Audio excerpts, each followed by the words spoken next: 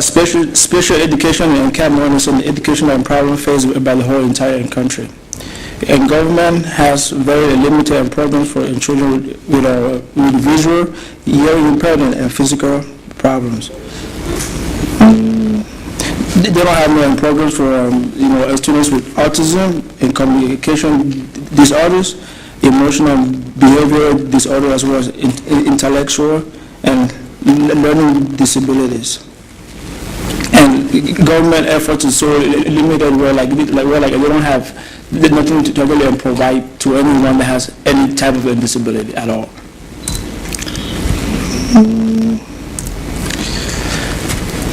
Okay, well, this is our school is called St.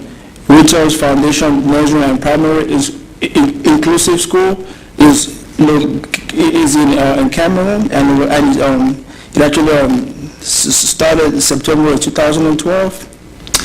It's an educational institution designed to enhance the Millennium Development Goal on inclusive education for children with disabilities in Cameroon. In 2012, it had 164 students, 8 teachers, 2 nursery attendants, and the head and teacher.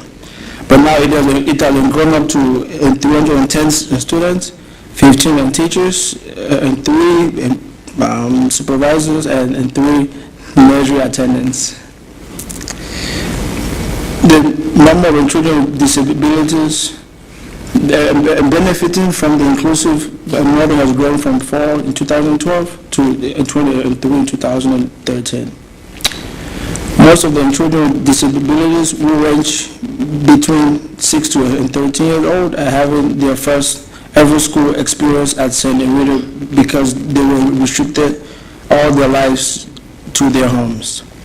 So the motto behind St. Rita is valuing individual differences through greater opportunities. The vision is to ensure that all students receive the individual attention and instruction that they need, including special education services in well-structured, inclusive classrooms to enable them to attain education. Well, that's the school logo. I've been here for maybe about 18 years now. I went back for the first time in December, and I was able to actually be a part of the school year for about maybe a month and a half, and I saw how they actually operate, and I really appreciate it too. Okay, so the education model was built through a basic principle, and number 1 is children and benefit from early years education. And children benefit from an inclusive settings on which work comes in children of a variety of backgrounds and abilities. And children benefit from learning how to celebrate diversity. And how she actually came about with all these principles. The core of Middle School Inclusive Education model is the child with disability, the child's family, and the child's classroom teacher. They are supported by the resource and program and classroom programming. The programs are designed to offer support for children with disabilities and their families. Support is provided for their teachers in the development of their curriculums and in teaching strategies when and programming adaptations are required. The resource and program is run by the resource and coordinator, who actually offers services in classroom with teachers and their families of children with disabilities and on a child-by-child basis. They also offer direct classroom support. They also offer direct family support and also try to enhance modifications. They also coordinate related services such as occupational, speech, and physical and language therapies. They also ensure leadership in community with ideas and practices for inclusive education. St. Rita's currently providing special education and its related services in pupils with intellectual and cognitive disability, learning and reading disability, autism, Down syndrome, cerebral palsy, a physical disability, and communication disorders, emotion and behavioral disorders. Okay, the idea where she actually like it took it from actually and creating this organization. Because I have a younger brother, the one directly behind me, he was born with a disability. And while growing up and back in Africa, he was being seen as a taboo. They would laugh at him every day, make fun of him every day. But I guess it was so unfortunate to actually come over here. And she saw how the whole system worked, and she said, I'll find a way to go back and help those that I can help. So this is an actual picture as of, I think, Friday of last week that she actually took. That's all.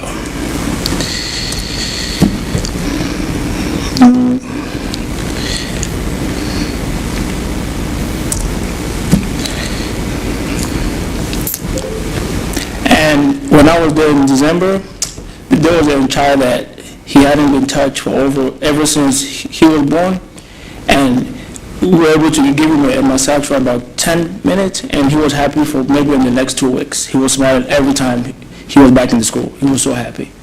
So at the end of the day, I actually believe that it's for a good cause. So it's something that I was not really interested in because I had my own points of view. But actually being a part of this, I think it's something where I actually commit some time into it. So that was in Cameroon. Like they have ceremony that they do every year. So that was it. And I think it's the first school in Cameroon that actually has it, the disabled kids. And that was the first match that ever happened there. So. And now it's been recognized by the government to a certain extent, but just not that much since it just started. So these are all her quotes and inspirations and stuff. So.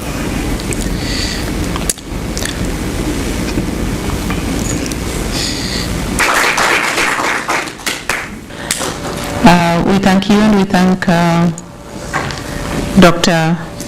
Becerra herself. Okay. So convey our gratitude to her, and we appreciate the very able presentation you have done here. Thank you so much. Okay. Keep it up. All right. Thank you guys for having me here too. So we will call upon Dr. Esther Riverson to talk with us about challenges and opportunities for educating children with disabilities in Africa. Lessons from ongoing projects. Thank you. That we have in Africa for educating children with disabilities. Is the mic on? In most African countries, children born with disabilities are left at home. They are kept at home. They don't get a chance to see the rest of the world. And those who are able to get out are left at the street corners begging, or they go to the lorry station, the lorry park and bus stops and beg from travelers. I remember somebody mentioned that when there's a blind person, there's always another person with a blind person. That's exactly what happens. I've written they are usually with a non-disabled person who holds on to the money that they beg. And so this is a total waste of manpower, as we see. The person with disability can get education and can equip himself or herself to help in development, and the non-disabled person that is with this disabled person is also wasting his talents away. School authorities and parents battle each other all the time. There are some parents who are educated who want their children with disabilities to go to school, but the schools will just not accept them. They will not enroll children with disabilities. And if the child gets the disability whilst in school, they kick them out of school. An example is the situation with this little boy who was blind. When he became blind when he was 5 years old. He was attending a preschool, and as soon as he got blind, he was expelled from the school. His mother's school will accept him. Fortunately for him, or for us, I think it's more for me than for him. When my husband's job transferred him to Ethiopia was when we met this little boy. And when we met him, I have been working with blind children here in America for many years. And I know what is available to the blind. And this little blind boy, when I met him and I was able to interview him, ask him, hey, what do you want to do when you grow up? He said, I want to be a doctor. I said, a doctor you will be. He had been in school, out of school for 3 years. He knew all the alphabets. He knew the alphabet sounds. He knew numbers. He could count to for as far as he was. Like I talked to him for a long time, I was very impressed. So I decided I'll find a school for him. And I did. For 6 weeks, I was new to Ethiopia, but I roamed the whole city through until I found one school that admits 30 children at a time in the whole program. Only 30 blind children are allowed to go to school. And that year, they were accepting only 3 because they already had 27 spots filled. And he happened to be the last one. When I took him in, they said, oh, we've already interviewed 3 people, but he is the best of the 3. So he was accepted as the 30th student. Now he has finished the basic education and is in 11th grade, looking forward to going to college. He wrote me a letter this summer telling me his goals for life and what he wants to do. So I'm very excited about Nikias. His whole family, we took over the whole family. He has another brother and 2 sisters, and we just help the whole family, and they are all doing very well in school, and we are excited about that. So because of Nikias that we met, and in Ethiopia I wasn't allowed to work. I wasn't even allowed to volunteer because my husband worked for an international organization. I sat down and thought and wrote a proposal to start a school in Ethiopia, which will include children with disabilities. And I was given the license to start the school within 2 weeks. And so when I started the school, I took in his younger brother and I put Nikias in another school, that school which accepted them because I was the only teacher with special education skills that could help him. And so our school was open to all children. We had children with autism, and we had children with speech problems, and we had regular children, educated all of them together. So we set up that model school, and the proposal I wrote is actually being implemented in Ghana at this time. Oh, I'll go back to that. I'll go back to that one. How do I do it? By doing the back button. Back? Mm-hmm. Okay, thank you.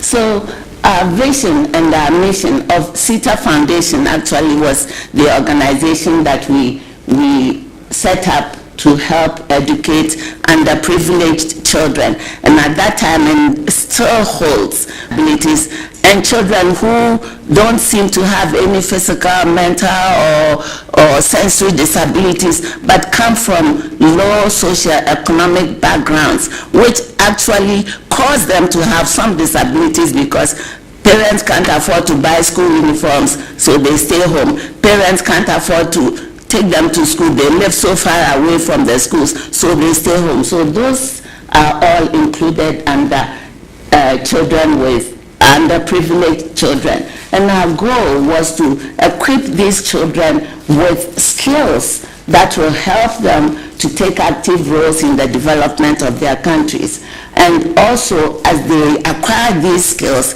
they directly or indirectly learn to take responsibility. They develop self-confidence. They have a sense of self-worth that they can do something. And also they develop integrity. And our goal is to use the Christian model, Christ-centered curriculum in order to give them that education opportunity. Our philosophy is that every child has a potential. God did not make any junk. If we nurture the children and guide them properly through the right channels, they will all achieve their potential. Here is Mikias again with his siblings and some of the children that live in the same compound with him. We are advocating for education for all children with disabilities to be educated alongside their non-disabled peers. It is not existent in most of our African countries.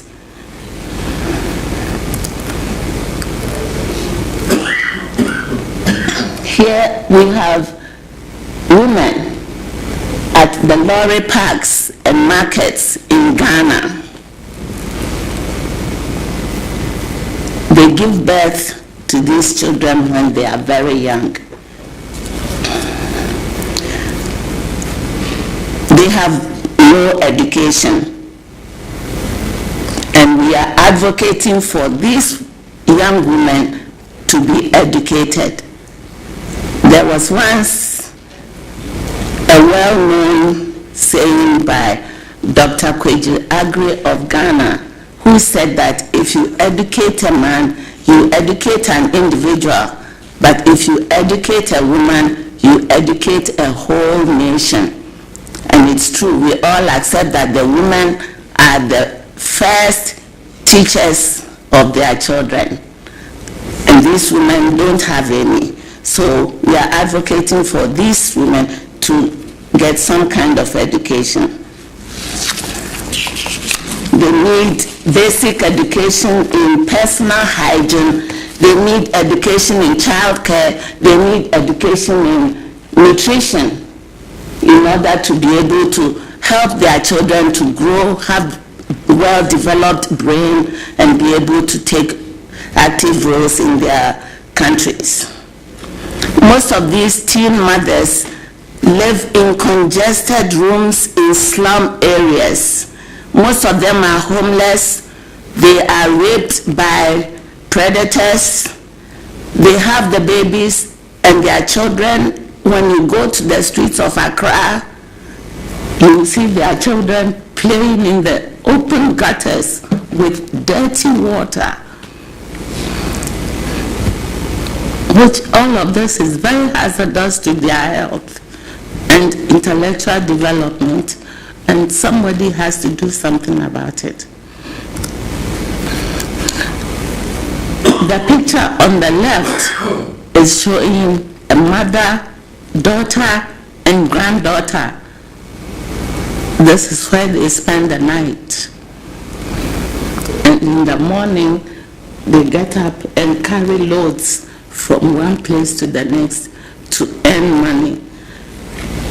That is the daughter, 17 years old, holding a 4-month-old baby.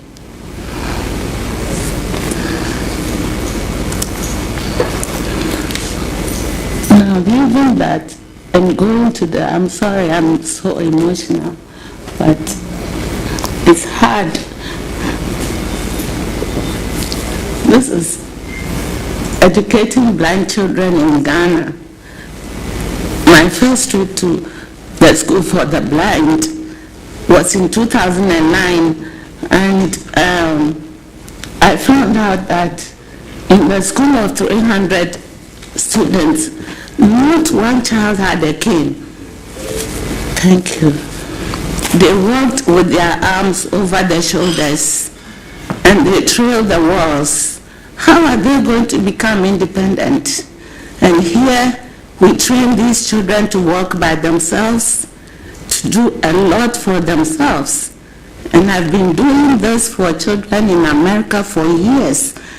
One day I went to Ghana and decided to go and see the School for the Blind, and I was so surprised that in a school with about 300 blind children, there were only 10 braille writers that worked. Here, each child has 2 braille writers, one to keep at home and one at school. So they need all the materials as well. They need toys to play with. We sent them some toys, and we made it a goal to get a cane. Last year we were able to send about 400 canes. And if those of you who were here earlier, you saw part of the video that we took where we were giving, we took the video, the canes there, and where a tall blind child was trailing the wall, and where I was training a little 6-year-old how to use the cane. So the School for the Blind is getting some things, but we still need a lot to do. Now, the challenges that we have in inclusive education of the blind children in Ghana, and also all the children with disabilities, is the parent education and public awareness. One of those children in the picture was sent to the School for the Blind when he was 17. He had been kept in the village for 17 years, never schooled. And somebody mentioned to the parent that, oh, there's a School for the Blind. The mother just picked him up, brought him to the school, dumped him, and left. He didn't know what to do with a blind child. So it's the responsibility of the government and the school to take care of that child, you see. And there are many children like that. And he was lucky that somebody told his parents, but there are many in the villages that are not even aware that there's a School for the Blind. So we need to start educating the public about awareness. And then also we need early diagnosis of their eye condition when the children are born. In either the hospitals or in the villages, if they find that the child, it's hard, they won't be able to tell until the child should be able to see, and then they find out that the child can't see, so they don't know what to do. But referring them through the public health, then we also need early intervention. And in fact, I work with parents of children who are born blind or with some visual impairment here in America. From 3 months all the way to 3 years before they go to school, we do that. Early intervention. It's not in Ghana or most of our early African countries. There's nothing like early intervention programs for educating children with disabilities. And we need to do something like that, establish that, so we can train the parents and caregivers of blind children, especially, and other children with disabilities. So these are some of the areas we need to focus on the way forward. This building is the model school that we have developed. When it's completed, this is what it will look like. But behind this building is a 5-acre lot to be developed into the primary school up to 9th grade. This is the current stage of the building. And this picture is these young ladies and the gentleman.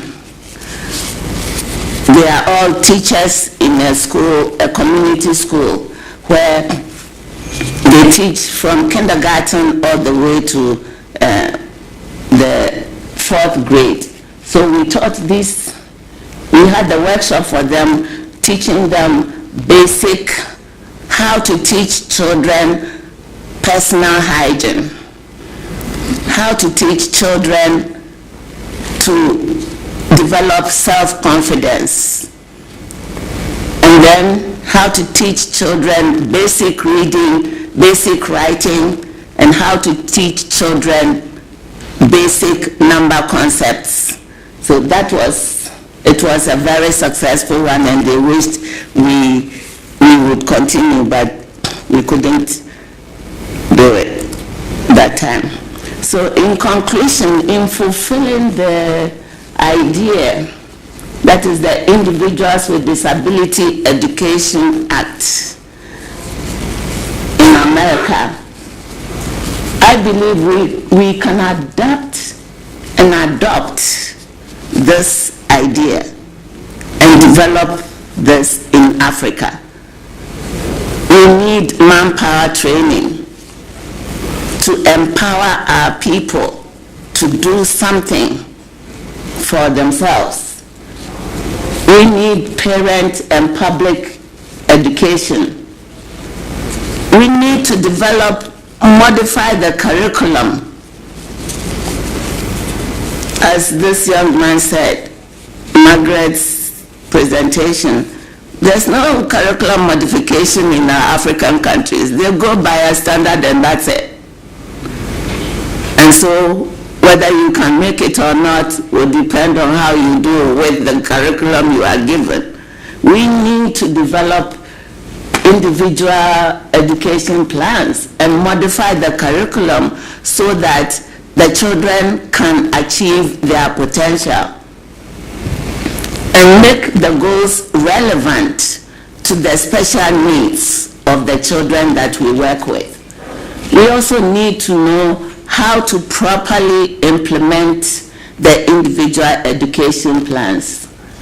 And all of these will help us reach our goal in helping individuals with disabilities in our African countries. Thank you very much. Issues. Thank you.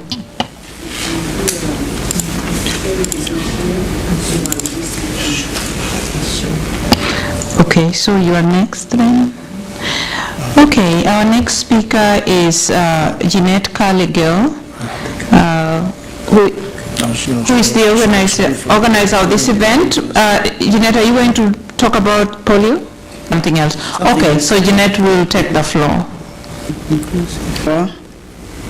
Job creation opportunities through public-private partnerships. Before I do that, I will share some of the work that I've been involved in Africa.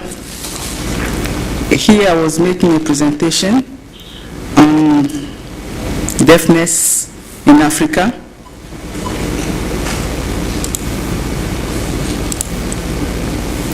This is one of the pictures that Margaret sent us. Definitely you can see this girl, that she has some disabilities.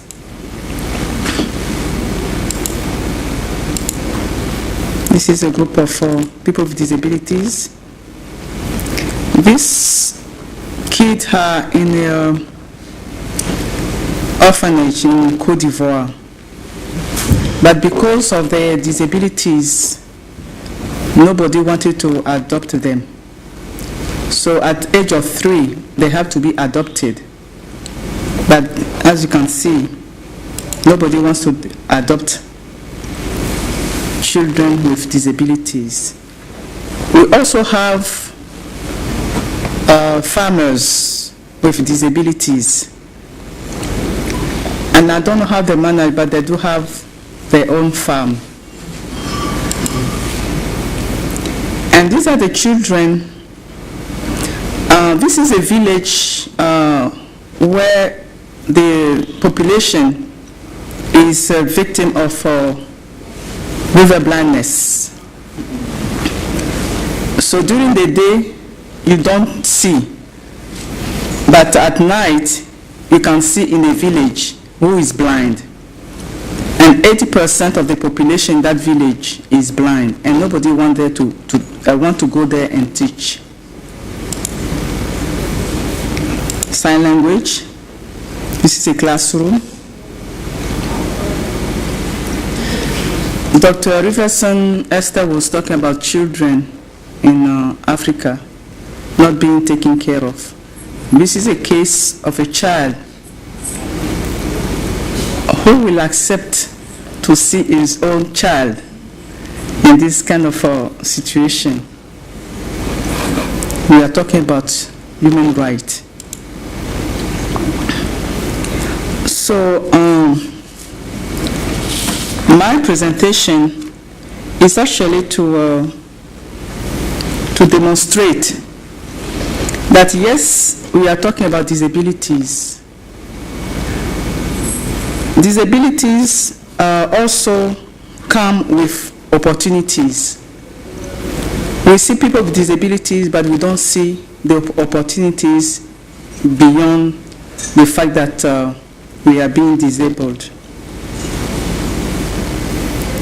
When we talk about the impact of the disabled people in their community, in the case of the deaf people, when we offer people with hearing loss, for example, the ability to communicate, they can participate in exchange in the same way others do. The communication can be oral, written, or maybe by sign language. We can also talk about the social impact. A person suffering from hearing impairment who has not had the opportunity to learn sign language or has limited access to communication tools and services is completely excluded from most social life. This result is in their feelings of loneliness, isolation, and frustrations. Talking about the economic impact, children with hearing impairment are rarely in school. Not only them, we have many cases. Adults with hearing impairment are more often unemployed, or when they work, they are often employed at jobs they are underqualified to do. So improving access to education, vocation, rehabilitation, and increase the level of awareness would also increase their employability and enable them to participate more fully in the national economy. We can also talk about the economic impact at the national level, which is the hearing impairment affect not only the individual but also has a significant impact on the economy and social development at the community level. So we, in Côte d'Ivoire, we did some kind of assessment. People talk about the lack of materials, the lack of qualified teachers, the lack of housing constructions and their maintenance, the lack of suitable centers, and the structures of support to the people with disabilities. We can go on and on and on talking about what is lacking in Africa when it comes to people with disabilities. So, my observation is that if we want to supply all the things that are missing, for me, is a source of. So what the government should do would be my recommendation. We are talking about the convention, the implementation of the convention, the UN, on the right of people with disabilities. So through that convention, the government will be able to create a legal framework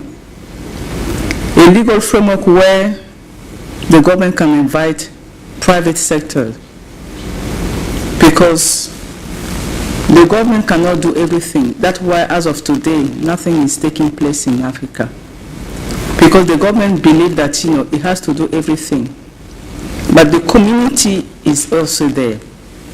So by creating the legal environment, creating the conducive environment for society,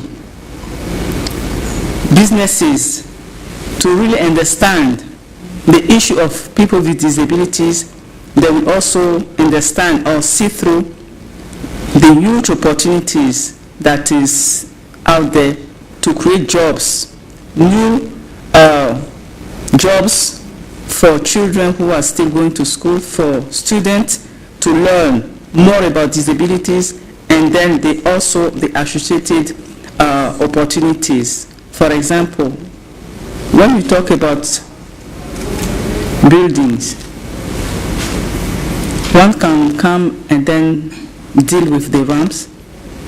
When we talk about adults with autism, we know they have special needs. So we can let private sector be creative and supply what is lacking. So again, going forward, this is something that we can study and propose. Since we are meeting with Judith, we are meeting also with the director of the global practice. He was here. This is some kind of ideas that we can also discuss with him, how public and private partnerships can be further developed. Thank you.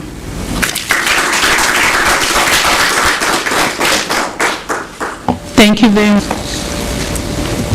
for that presentation that is quite eye-opening. We appreciate it. So our next speaker is, my pronunciation will not be right here. I'm not Francophone, but I'll try. Gregoire. Okay. So president and founder of Association of Saint Camille de Lely. So thank you, and join us, please.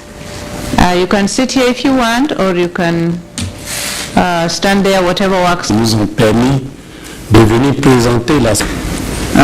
My name is Benoit Desroches. I'm a psychiatrist from Montreal. I've been working with Saint Camille for 4 years now. I will be translating. So Grégoire is saying good night, good evening, and he thanks the organizers for this interesting talks we've had this afternoon. He wants to talk about the dramatic situation of mentally ill patients in Africa. Je dirais que les malades, l'handicap en général, ils ont déjà des difficultés énormes pour pouvoir trouver une place dans la société. En ce qui concerne les malades mentaux, ils sont les oubliés de toute la société, oubliés de tout le monde, malheureusement. They have great handicaps, and they are excluded from the African society. C'est vrai, pourtant ce sont des hommes, des femmes qui sont nés comme tout le monde. Et Ils ont besoin, leur désir, c'est de vivre comme tout le monde. These people, these patients, are born like everyone else.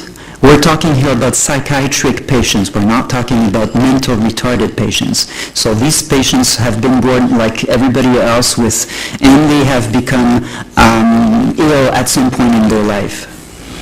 Vous passez dans nos rues d'Afrique, vous allez les voir nus, abandonnés de tout le monde, mangeant dans les poubelles, livrés à leur propre sort. These people have been the forgotten of the forgotten in Africa.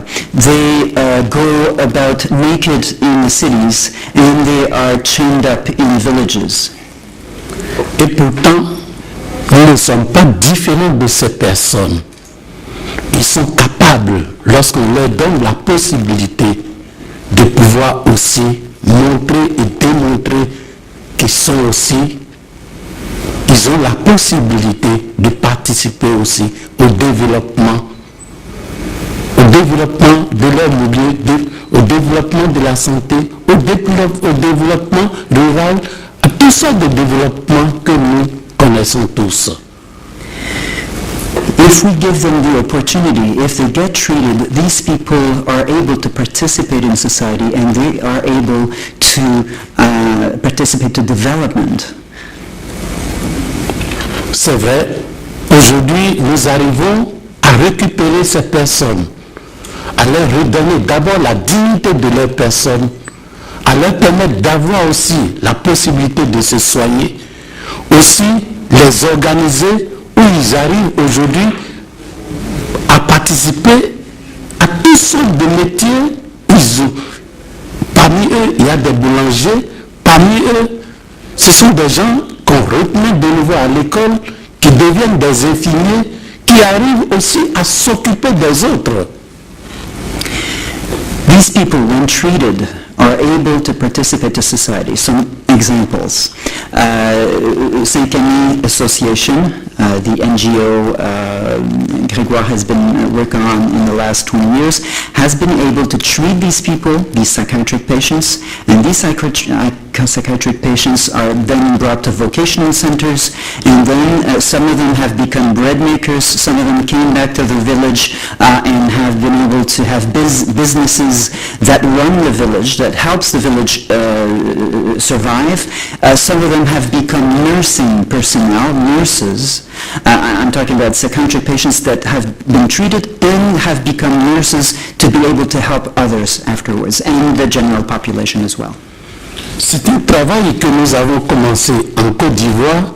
Aujourd'hui, c'est étendu au Bénin, au Burkina Faso et au Togo. This work has started 20 years ago in Côte d'Ivoire. It now has spread to Benin, and les malades mentaux représentent pour la société une honte pour les familles, une honte pour le pouvoir public, une honte pour tout un chacun. These patients, these psychiatric patients represent these mentally ill patients, are a shame to the family, are a shame to the government, are a shame for everybody in the country. Je dirais, ça devait être une honte pour l'humanité. Being excluded that way, we should actually be shameful to exclude them that way. It should be a shame to humanity to have those patients excluded that way. Regardez cette chaîne. Look at this chain here. Le malade qui portait cette chaîne est resté pendant 7 ans enfermé dans une chambre où on a percé le mur pour aller accrocher la chaîne à un arbre dans la cour. The patient who was chained up that way was chained up during 7 years. He was in a little room and the chain was attached outside the room to a big tree. Aujourd'hui, ce malade, il est récupéré, il est marié et il commence à avoir des enfants. Right now, this patient has been treated and he is now married and he has children. Et partout où je passe, la question que je pose et que j'aimerais poser à tout et chacun de vous aujourd'hui, quel est le crime que les malades mentaux ont commis? The question I have for you is, what crime did these psychiatric patients have committed to be chained up that way? Dites-moi, qu'est-ce qu'ils ont fait? What have they done to be treated that way? Pourquoi on peut continuer à rester ignorant à la souffrance et à l'abandon de ces personnes jusqu'à ce point? Why should we why should we not listen to these people? Why should we be so uncomprehensive to these people? Why should we be deaf to their suffering? Et pourtant, c'est notre image. And it is our image, after all. These people are like us. Quand je vois un malade enchaîné, je dis toujours, c'est mon propre image. When I see people like that, patients like that are chained up, I consider them the image of who I am.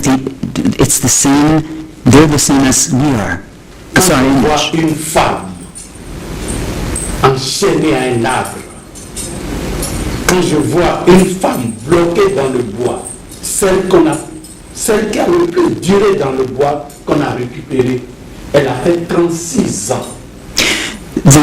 One of the patients who stayed longest chained up that way, it's a lady, and she's been chained for 36 years. 36 years chained up to a pile of dung. Mais c'est l'image de ma propre mère. It's as if that lady was her own mother. That lady could have been his mother. It could have been it could have been your own mother. Et c'est l'image de toutes les femmes du monde. And it's the image of all women across the Ça planet. devait être honte pour nous tous. It should be a shame to every one of us. On a lutté contre l'esclavage, We have fought against slavery, mais les autres sont totalement oubliés. but these people are completely forgotten. Je souhaite que ceux qui restent dans cette salle deviennent désormais des gens pour lutter et combattre cette méthode. I hope that people that are witness to this, and in this room too, be able to advocate for the rights of those people, of the mentally ill, which every one of us in all our families will have some mentally ill people. Au troisième millénaire, In the troisième millénaire, third millennium, qu'on continue à découvrir l'homme attaché, parfois dans la brousse. to continue in the year 2000, or the third millennium, to see people still chained up that way. Et oui, ils sont tellement abandonnés, oubliés par nos autorités, que chacun fait de ce qu'il veut. They're so forgotten by the authorities, by the governments, that people do whatever they want with them. Ils sont enchaînés dans la brousse. They're chained up in the Secte. They are chained up in the bush by sects, religious sects, Parce qu'on voit qu'ils sont possédés par le diable. because people in Africa think that these people are possessed by the devil. Ils sont frappés par les sorciers. They are beaten up by sorcerers. On a toutes sortes de mots pour pouvoir les écarter de la société. We have all kinds of ways to exclude them from society. Oui, quand vous voyez le Bénin, où il y a près de 10 millions d'habitants, il n'y a qu'un seul hôpital psychiatrique qui existe. Benin, where Grégoire comes from, has 10 million population, and there is only one psychiatric hospital. La Côte d'Ivoire, où nous avons commencé cette activité, près de 20 millions d'habitants, il n'y a que 2 hôpitaux psychiatriques qui existent. Côte d'Ivoire has 22 million population, and they have only 2 psychiatric hospitals. Et il y a d'autres pays où il n'y a même pas un psychiatre. And there are some countries in Africa where there are 0 psychiatrists, Parce que c'est un secteur qui n'intéresse personne. because it's a domain that no one is interested in Africa. Nos autorités ne veulent encourager personne dans ces secteurs. Governments are not interested in getting people motivated to go in psychiatry and other mental health sector. Et pourtant, on dit la maladie mentale, la schizophrénie seulement représente 1% de la population mondiale. And in spite of all this, schizophrenia represents 1% of the population in any country on the planet. Je souhaite qu'en sortant d'ici aujourd'hui, que cette image ne soit jamais oubliée et que chacun, partout qu'il est, qu'il puisse se battre pour que ces images s'arrêtent. I hope that you, people, when you look at images like this, will be able to remember and to advocate against these kind of methods to treat psychiatric patients. Je vous remercie. I thank you very much.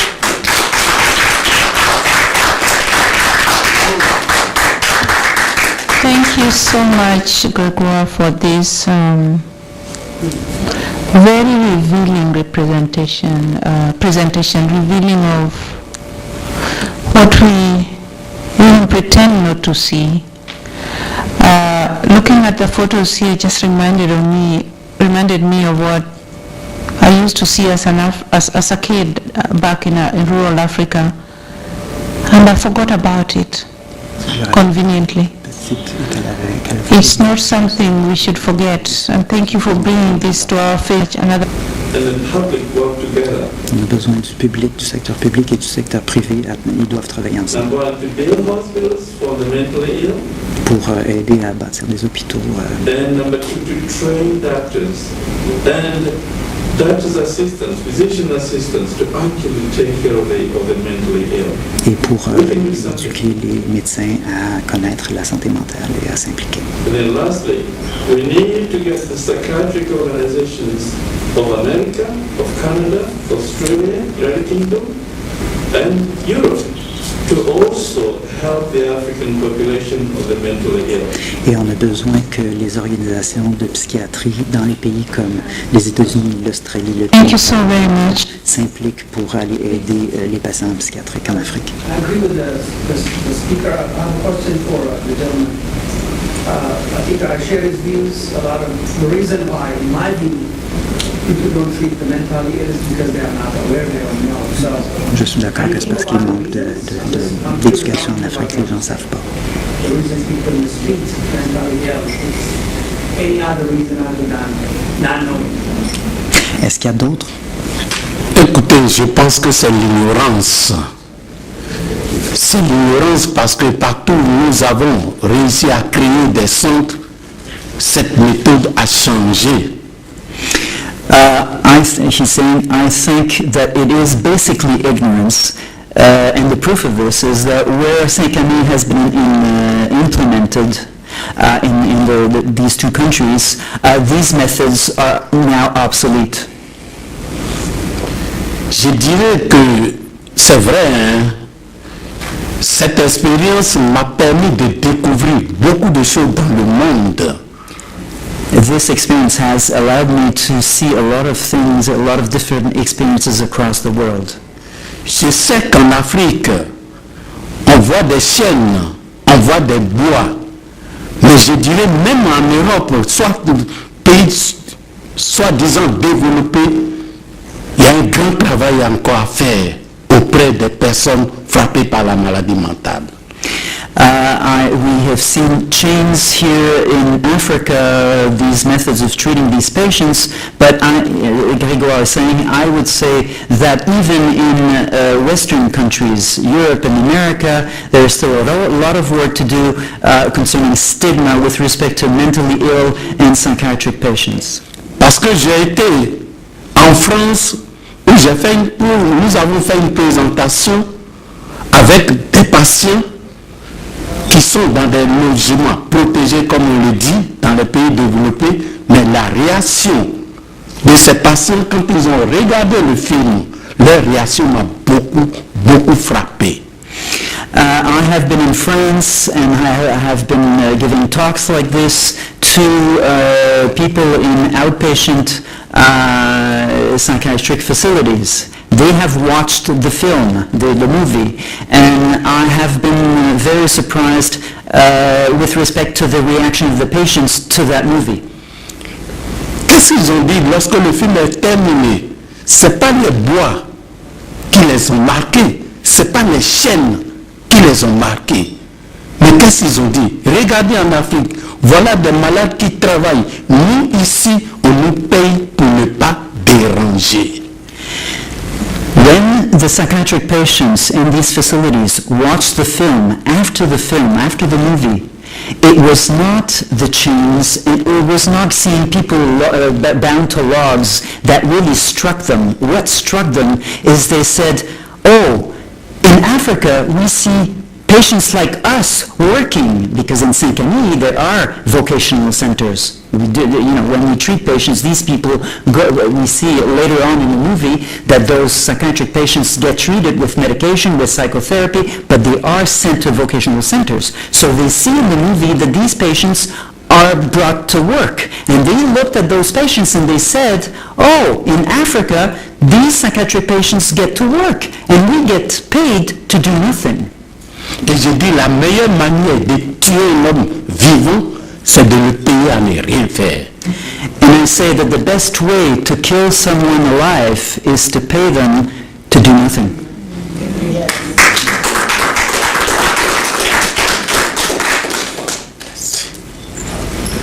Thank you. We can all work together. We can work together as we go forward. Yes. Thank you so much. Thank you. You have a question? I'm Isabel from Malawi. I just wanted to thank you very much for the presentation that I was doing. J'ai eu un frère qui a eu une maladie mentale. I wanted also to share my other side of the child with disability. But let me talk about this for now. That in response to the question that you asked, for me, I think the other problem, apart from lack of public awareness, is the compartmentalization of service provision in our countries. We have extension On compartimente l'aide dans les pays d'Afrique. workers working in the rural areas, but each one seems to have their niche. Chacun est dans sa petite niche, travaille tout seul. Areas have various needs. And their needs and problems are multifaceted, requiring multiple solutions with coordinated services. So I like that. Ce qu'on a besoin, c'est plus de coordination entre les gens en Afrique pour les soigner. Because that's what we work. Plus de partenariats privé-public. The pictures we have seen today, those people who are changed, they are there to find that in those rural areas, there is a health surveillance officer, there is a clinical officer, there could be agricultural officers, there could be community development workers working there, but they leave this issue to the health or the mental specialist, or it's their problem. Oui, c'est ça. On laisse ça seulement aux spécialistes. Aux grands psychiatres, mais il n'y en a presque pas. Donc personne ne s'occupe d'eux. Multi-skilled or multi-trained in all this to deal with this. Not that they will treat this, but that means to refer a global, holistic. Il n'y a pas assez d'approche holistique. Chacun fait sa petite affaire. So that they would know where to go. People keep these people like this because they don't know where to go. Ils les gardent comme ça parce qu'ils ne savent pas quoi faire avec, c'est pour ça qu'ils les enchaînent. To go out in the streets, to walk maybe 500 kilometers to a city because we are tired of keeping them. Not necessarily tired in the sense of it, but because we don't know what to do. On ne sait plus quoi faire avec, donc on les laisse aller, ils vont errer, ils vont être attachés. You don't know what to do. On ne sait pas quoi faire avec The eux. mental hospital is in L'hôpital mental est à peu près 500 km, on n'a pas de... C'est pareil. Malawi.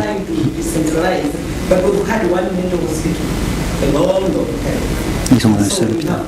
C'était ça. À 600 km. Resort to these traditional methods of dealing with them. And this shaming certainly is still there. Not necessarily the shame that we have. Il dit là-bas, il y a toutes sortes de façons de l'obtenir. Look, as we look forward, I mean, look ahead in what we need to do to really look at the holistic approach. Il faut développer une approche holistique. Thank you so very much for your contribution. We appreciate it. One more hand, and then we need to go out for coffee break for 5 minutes, and then we will come back and conclude. Yes. I had heard a comment that Western countries and largely to somewhat improve upon our mental health systems. Being someone that has a history of mental illness. J'ai eu une histoire moi-même de maladie mentale ici aux I États-Unis. guess it's more a comment or a suggestion. C'est peut-être plus un commentaire ou une suggestion. Maybe a little bit of both or something like that. But don't, I guess, the colleagues in the room believe, or maybe they might agree with me, that part of the problem with our mental health system is that most people who have mental illnesses don't exactly know their options. Like most La plupart des gens qui ont une maladie mentale aux États-Unis ne savent pas trop c'est quoi leurs options. Merci. Can you finish the last sentence? What was the last sentence? Most of us who have mental illness believe that we may enter the hospital due to the fact that a lot of times when we're dealing with mental health professionals, we don't exactly get options told us. It's the only option. OK, ils savent pas que c'est quoi les ressources qui existent quand ils sont malades mentalement. C'est ça. C'est pas la même chose. Thank you. Thank you very much. We get closing remarks. Let me just quickly highlight a few things. If I don't highlight your remarks, please forgive me, or maybe I already did earlier. But there are some remarks here that I thought going forward we should really follow. And these are remarks that I think opened the way to how we want to move forward or how we may wish to move forward. When Colin Bruce, who is the director of in the office of the Vice President for Africa Region, said that it is important that we challenge the World Bank for better analytics on disability's effect on poverty. I thought that was really important because the bank's goal and motto and whatever you want to call it right now is poverty, eliminating poverty, extreme poverty by 2030. So if we want anything done, we should rally it around that goal, around poverty. And he also said that the bank should increase measurement and tracking on disability. Should look into what disability means, its effects, broader profile, and sustained support, as well as corporate goals. How do we integrate disability into corporate goals? He said,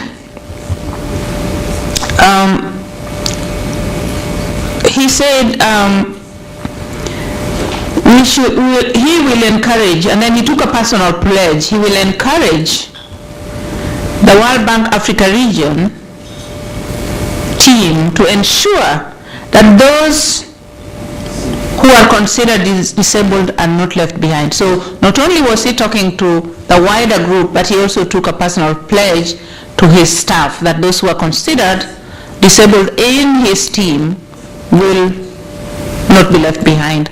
I think that's a personal pledge we should all take, and I think all of us here, because we took that pledge one way or the other, that we are going to fight for the disability community, that we are going to make sure that the disability community among us that are members of our community are not left behind. I thought that was really, really profound. Then, as long as I'm with the World Bank directors, Maninda was fantastic.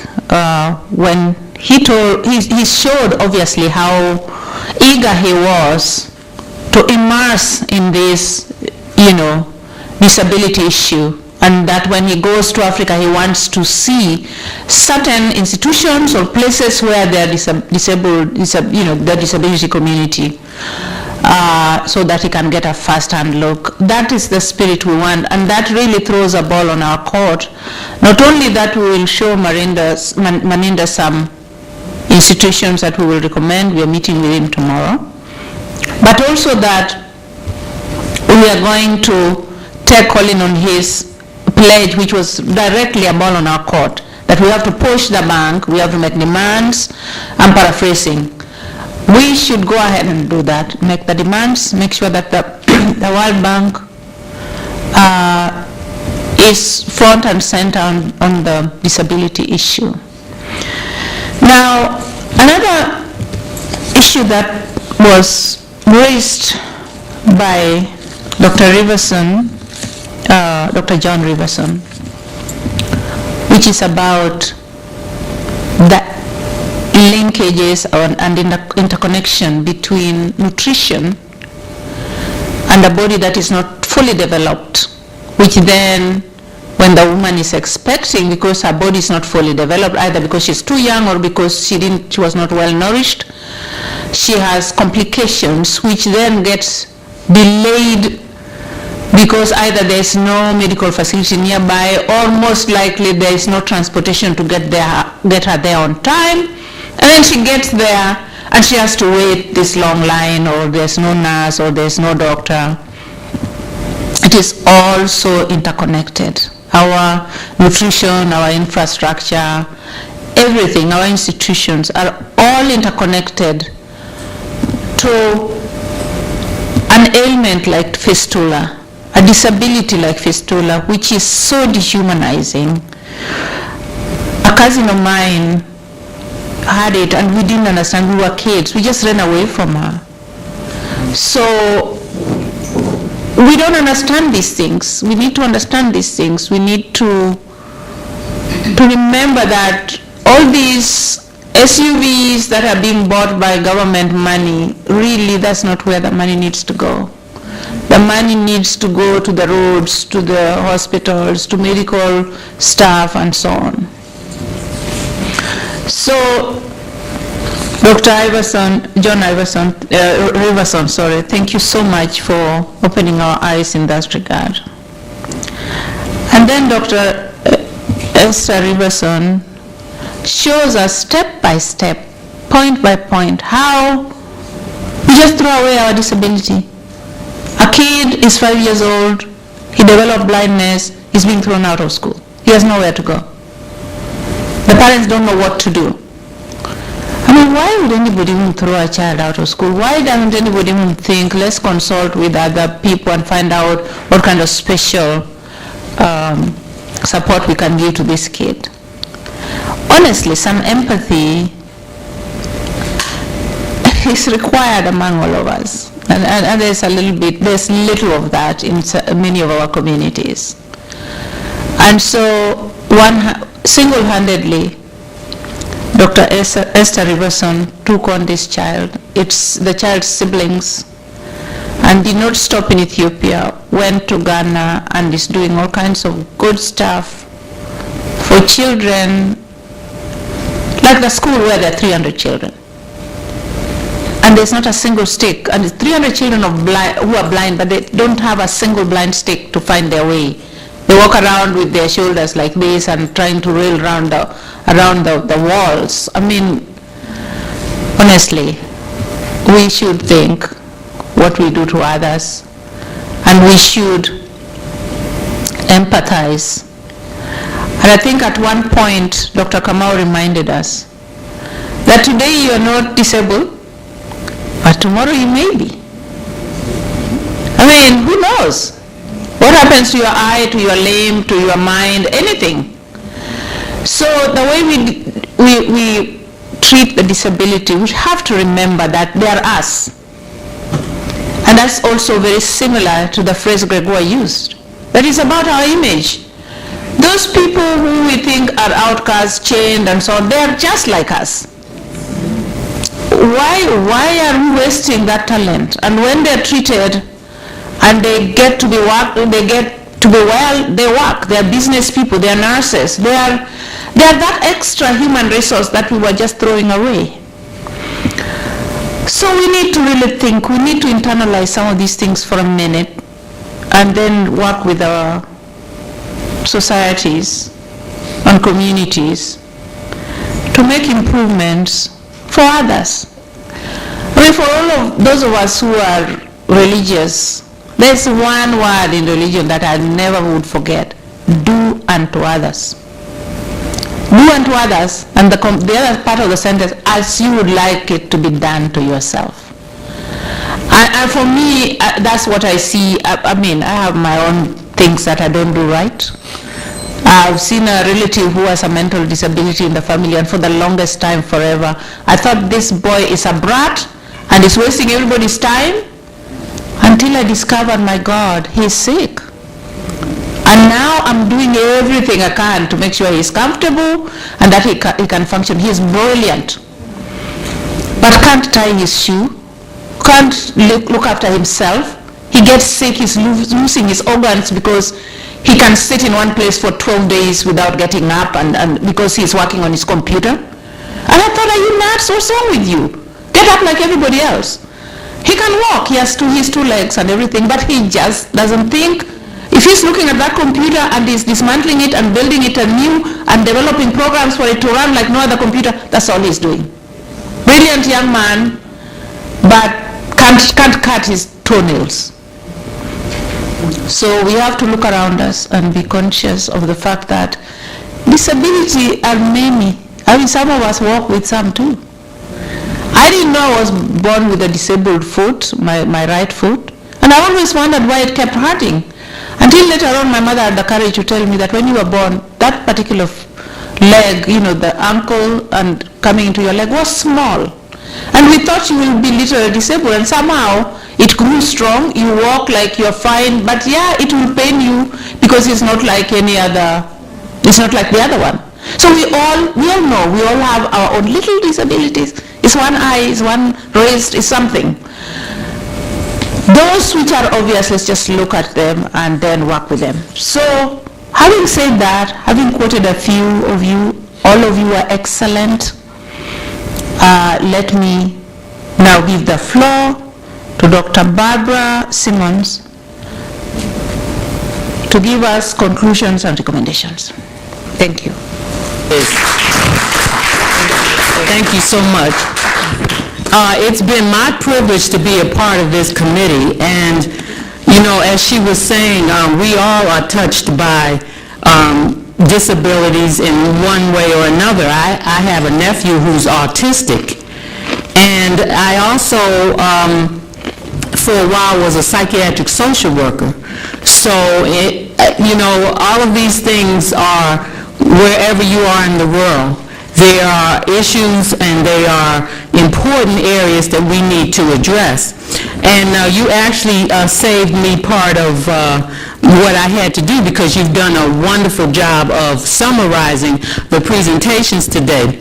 Even before I got here, I had written some recommendations that I thought that we all should commit to. The first one is for us all to commit that we will be sensitive to the needs of people who have disabilities that we know of. The other is that let us not call them the disabled, but people who have disabilities. And a third one is I make a commitment to follow up with my Congressman Shaka Fattah and my Senator Casey to address the United States adaptation of the convention is very important. And I would say in each of the countries where we are located, we need to look at how we can organize to address that. I am Dean of International Education at Tubman University, and because of the visionary president we have, as we are redoing, renovating buildings which were devastated during the war, our president demands that they be, what is the correct term, that they facilitate accessibility for persons who might need that accessibility. But we need to on a larger level, and I'm glad to see that Liberia will be one of the countries that will go forward. I'm going to review some of the conclusions and recommendations that as a group we have developed. But I also have to acknowledge Jeanette, because she has just been marvelous. Let's give her another hand. And as many of the things that occurred even during the last Ron Brown series, many of us were committed to it not being a one-time, feel-good, go home, and that's the end of it kind of session. And this, you all are watching history today because this is just the beginning of something very, very big.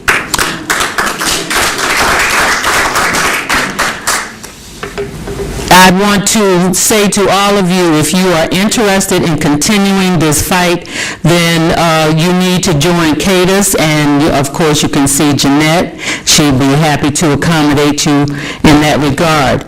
Now, in terms of those areas that we had agreed upon as a group, number one, to establish a support program for implementing the UN Convention on the Rights of Persons with Disabilities in Africa. Number two, as a first step, the program will be carried out in pilot countries, including Benin, Cameroon, Cote d'Ivoire, Ethiopia, Ghana, Kenya, Liberia, Nigeria, and Zambia. These are all countries in which Cadus membership has some ongoing activities. And Cadus intends to share and discuss the objectives and programs of its country-related activities for those who are interested in partnering with them. It will also seek to partner with designated departments responsible for the affairs of persons with disability in the African Union, the U.S. State Department, USAID, the UN, the World Health Organization, UNICEF, and the World Bank, and other interested U.S. or international partner organizations.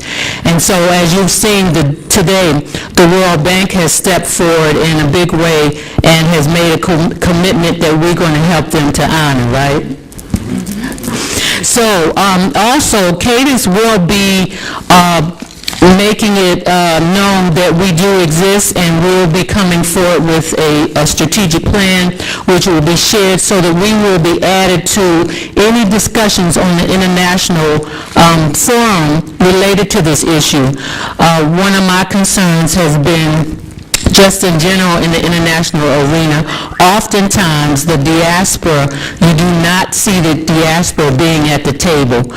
Cadus is going to make sure that that is not the case going forward as it relates to disabilities. Cadus believes it has the expertise, and I would say it does. It doesn't have to believe it, it's a fact. It has the expertise to serve as the primary implementation group for the proposed support program for implementing the UN CRPD in Africa. In this context, Cadus expects to utilize the qualified persons from within its membership to be able or to recruit those additional persons needed from the global diaspora, both in the U.S., Africa, or elsewhere. The first priority action involves working with its partners in facilitating the ratification of the UN CRPD. So that we want to make sure that the Disabilities Act, and so that's the rights of persons with disabilities, that will get support internationally. And so this is to serve as an incentive for African countries after we get it adopted by the U.S. And Cadus is going to contribute to monitoring the preparation and implementation of the country-level policies and programs in support of it. It will be collaborating between its membership and interested persons to pursue seeking additional funding and partnership in implementing core activities. In order to go forward, we realize that resources are needed, and so we will make plans to address that. Of equal priority are management and control of the fistula and other disabling and deadly diseases such as Ebola, HIV/AIDS, and malaria, and also the total eradication of polio virus infection, because now we are looking at a post-polio syndrome, which is becoming an epidemic. So there are enough healthcare providers, I would say among the diaspora, it's just a matter of where those healthcare providers are in terms of addressing some of these concerns. Cadus proposes to carry out further discussions with representatives, as we said, in the State Department, World Bank Group, and others. And in fact, starting tomorrow, we are not delaying. We have meetings tomorrow morning, excuse me, that will address this, or will begin to address this. So, on that note, I want to say thank you. Again, if you're interested in going forward with us, do see Jeanette, and thank you all for coming, and thank you for being here.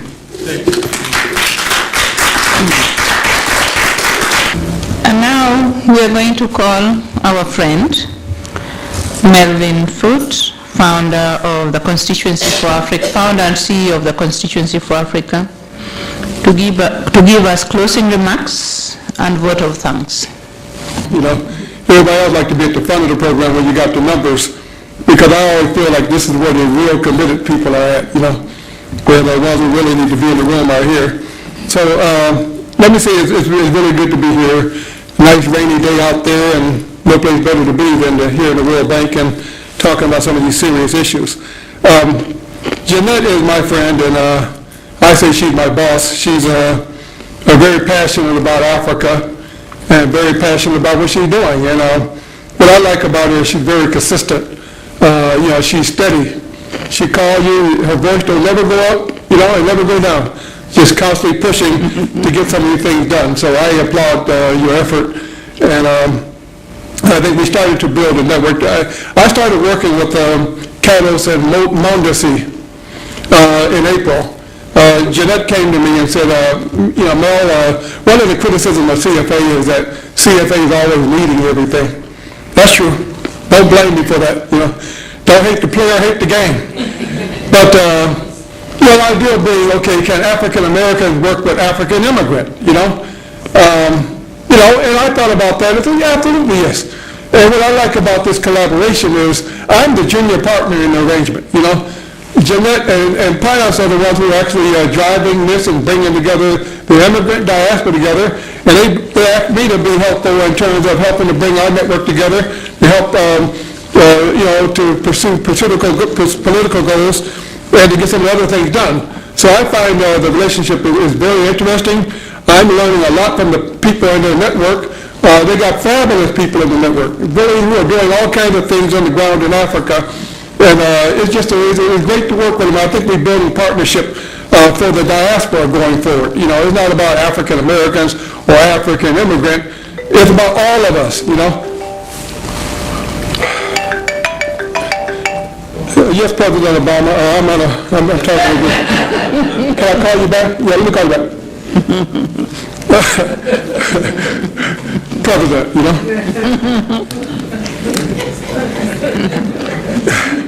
Let me say the subject matter. I want to say it correctly. Everybody talk about the terminology and people who have disability. I think it's correct. You know, when I grew up, we called them handicapped, you know. And, you know, just like black people. When I grew up, they called us colored. Then we became Negroes. Then we became African Americans, Afro-Americans. I said one day we're going to be an American of African descent. That's it, you know. Yeah. You know, we're African in America, you know. And you can be an African from Ethiopia or African from Ghana. I'm an African from America, you know. Case closed. But I want to say something. I learned a lot today. This is a community that I didn't know much about, you know. Not more than the average person. And so it's been a learning experience for me, and I always enjoy learning, you know. I came away with some observations. I came away with some questions. One, I want to give kudos to my country, the United States, for its efforts to address issue of inclusion, period, you know. And it's been a battle. You know, we saw Ferguson, you know, black people still fighting for this stuff, you know, every day. But I can say there's not a country around the world that is doing as much to try to figure out how we all can fit in, you know, how we all can fit in. And no struggle, no progress. They're fighting all over the place, you know. But I can say that the United States really, the fact that Barack Obama is sitting 2 blocks away from here, black man in the White House, this speaks volume for all of this. I can also say that on the issue of disabilities, I see a lot of effort from the United States government to try to change the paradigm, to make sure that all Americans, especially including those with disabilities, are included. On the one hand, you see it in all kinds of symbolic ways and key positions. I know with the Young African Leaders Initiative this year, they went out of their way to make sure that some of those young African leaders were people with disabilities. Some were blind, some were legs, some were this, some were that. To make the point that all of us, including those with disabilities, are included. And so we have a long way to go, no question about it. But I do think that we're on the right track and on the right train. The black American, as African American, American of African descent, it's hard to get excited about somebody else talking about discrimination, And I go back to the 60s, and Barbara, you go back to the 60s. You don't like to admit it, but, and the riots in the streets and Black Power and Black Panthers and, all of that, And what I've seen since the days of Martin Luther King is that all of us have gotten on his back. You got the Hispanics, you got the Asians, you got the gays and lesbians, you got the disability community, And I'm proud of that. I think all of us need to go down to that monument periodically and thank Martin Luther King, And I think a lot of people don't do that, thinking that this is a separate battle. It's the same battle, it's the same battle. And so I just, so I think, here I am, I'm saying we're still fighting all these battles, and there's more battles to fight. I mean, black Americans have got to fight a lot of battles still. It ain't over. And I don't want to say much about the World Bank and the World Bank, inside the World Bank, but I know Dina and all the people who are working here, they're fighting hard. Right now, they're fighting hard for diversity and inclusion. I saw when you had the president pinned down at a meeting, I saw that, making him understand something about diversity, and he goes over to Howard University. Wow, unheard of, And so I know the fight begins. Some of it inside, some of it outside, And so I just wanted to make that point. I've been in Africa many years. I lived in East Africa, the Horn. I can't think of any place in the world that I have done a better job of including those who are with disability than Somalia, I lived in Somalia, and the way that they dealt with people with disabilities, you saw no distinction. They're working in the offices, they're working in the post office, you stop them on the street, and I think it has something to do with the Muslim culture, But it was nothing that made them feel that you're anything other than a human being, And I always follow back to that, and I say, well, gee whiz, maybe that was the model. So I don't want to just go and say that Africa got to learn something. It's all about Africa changing.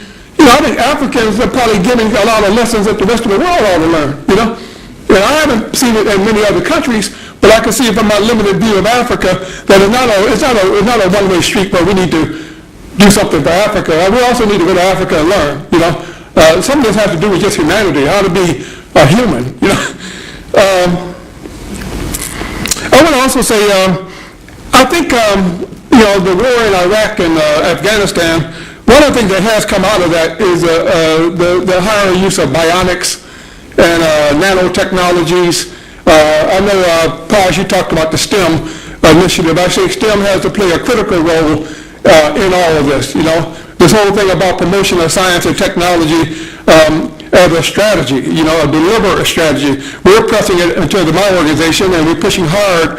Our whole conference is really devoted to the STEM in Africa revolution. And I believe that there's a lot of lessons to be learned. I think a lot of people can be helped by making use of the technologies that are becoming every day here. And I looked at the soldiers coming back from the war with their legs blown off, and how they have turned not only the use of the bionics, but they also turned the culture. It became hip. It became fashionable to walk around with one of them, steel legs, It became, fashionable to, look what I got. And they pull a leg up and show you that, like, wow, that's cool. So not only are we working on the technology, but we're also working on the acceptance of how people are going to deal with it. I'm going to close here. I just really thought it was a very good discussion. I think there's a lot of work ahead. I think you're absolutely right, Barbara and Jeanette. To me, the way we are able to get things done in my work is through strategy. And if you don't have a strategy, you get nothing done. So what I'll be interested in is whether it's a strategic plan, where the 3-page, 5-page document that actually outlines the strategy. If you don't have a strategy, you're going to be all over the place, Now, you got the ear of the managing director. I thought, Janet, that was a coup. That was a coup to get that guy to come down here. Fine. He seemed like a nice fellow. It seemed like he was genuinely interested. I think we had this meeting with him. I think you got the ear of the State Department. Good. But I think you still got to have a strategy. I would like to see a media piece, for instance. I would like to see something in the New York Times about this, and maybe in the black press, about this problem. Because I didn't know much about it, quite honestly. But I think that what I see is you got to raise the visibility and understanding of this problem.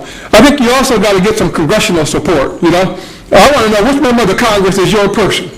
Who is your person? She mentioned Chaka Fattah. I don't know what committee he's on, but you got to get somebody on Health and Human Services, either Donna Christensen or Barbara Lee from California, to understand the issue, because I'm sure they don't understand the issue. They didn't know that this was an issue, per se. And so if you want to get the thing moving forward, you got to get a member of Congress. Who is your member of Congress, You can talk to the State Department till you're blue in the face. They don't move until they get a congressional mandate, because it's about budgets. They'll talk to you, oh yeah, they're nice and all this kind of thing.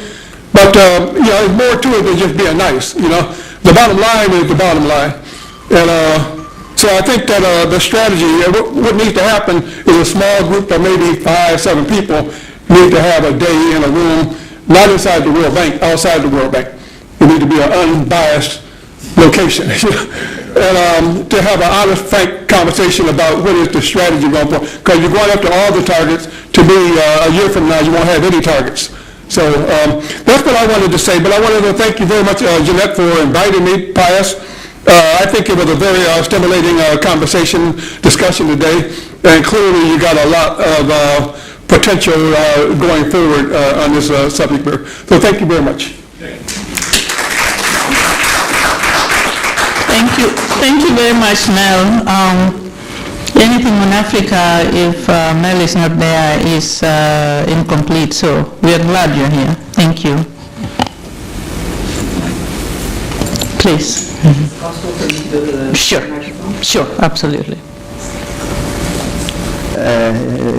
Especially so. Thank you, Mrs. Belinda Alma, for your marvelous way of synthesizing all of this. It's really inspiring. I wanted to, Grégoire was telling me 2 things. We will all be disabled because we will all grow older and we will have canes and we will have more difficulties. We were born and we were also disabled to a certain extent. So this is not strange to us. It's not something just for someone else. We will all go through it. The second thing is, our last gentleman who presented said that we have to learn from Africa as well. In Saint-Camille, over 20 years, 60,000 people got back in their families, have started businesses, have been able, we're talking about psychiatric patients here. 60,000 people in the last 20 years have been able to be rehabilitated, go back to their villages, help their villages survive and thrive through their businesses, have children. We're talking about psychiatric patients that people have in their families. I have people in my family, my relatives, that depression will become the second reason for disability by 2020 on the whole planet. Depression will become the second reason for disability, even above cardiovascular illnesses. So there's reason to hope, and there's reason to hope from Africa. I'm a psychiatrist from Canada, and we are starting to import solutions from Saint-Camille, which is an African NGO. Africa is able to teach us things too. So thank you. Thank you very much. So, here, if you want to, if people are interested in mental illness in Africa, you just have to type on Google Grégoire, G-R-E-G-O-I-R-E, Grégoire, and his last name, Aahongbonon, A-H-O-N-G-B-O-N-O-N, and you can write it on a card if you want. Thank you very much. This lady is a giant. She pulled it off, and we are most grateful to her. We are grateful to John Riverson, and we are also very grateful to Esther Riverson. We are grateful to Pius Kamau. We are grateful to all of you who have put your heads and hands and minds together to get this done. Thank you so very much. Jeanette, is yours. Can I just say, on behalf of participants, I would like to thank you very much for organizing this. I'm wanting to say something. I personally, I'm trainable, I'm trainable, I cannot go to school, but he would go to a limited rehabilitation services where he was, given physiotherapy or treatment once in a while. But when he came here, he got these services. He is now able to speak, not that much, but at least we can hear him. He has an iPad they are using for speech therapy. He was assisted to begin to walk. He, of course, is developing for the so he has a brain. There are so many things that have happened to him that if I take him back home, they will not believe that this was the child that was not trainable and would not reach his potential. So I have a lot of passion for this, and I would like really to join this movement. Because my intention was that since my child has benefited from I'm a social development specialist in the training back home, I would like to really join or to have a group. There are some groups there, but most of our groupings are really fighting for disabilities rights, not necessarily in education. I feel that the children must start, we must start with the education of the children at an early age. Because if my child had an early intervention, maybe we would have even been much better than this. So I really would like to see, support in how I can actually go back home and be able to initiate this. Of course, I'm talking to Esther, and I want you to include me. Thank you. Thank you so much. Link up with Jeanette. Jeanette is right behind you, so you link up with Jeanette and she will connect you. So Jeanette, would you like the mic or we are just done? Thank you.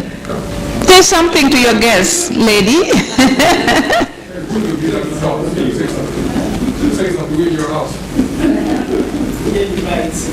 Thank you for coming. I'm so excited. Well, I was, but we wanted to have some extension in exchange to kind of share our knowledge, and I think the objective was met. And also we had 3 key people, speakers, Judith, Hollywood, Anita. I don't think that we even expected more. So I want to thank Rashida Bedina, who actually took the time, the afternoon off to really spend with us for this particular course. And also she's the one who actually convinced Hollywood to come. And I believe that we need to also to take those.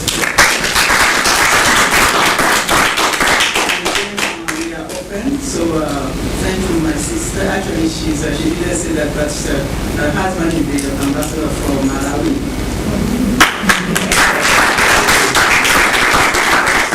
We have 2 countries represented. Cote d'Ivoire, the ambassador of Cote d'Ivoire has a representative here. And also we have Malawi. But I wanted to mention that all ambassadors were invited. And again, we have a lot of work to do. So, Valentina, the question that I'm asking you, are you part of this movement? You know I am. You know I am.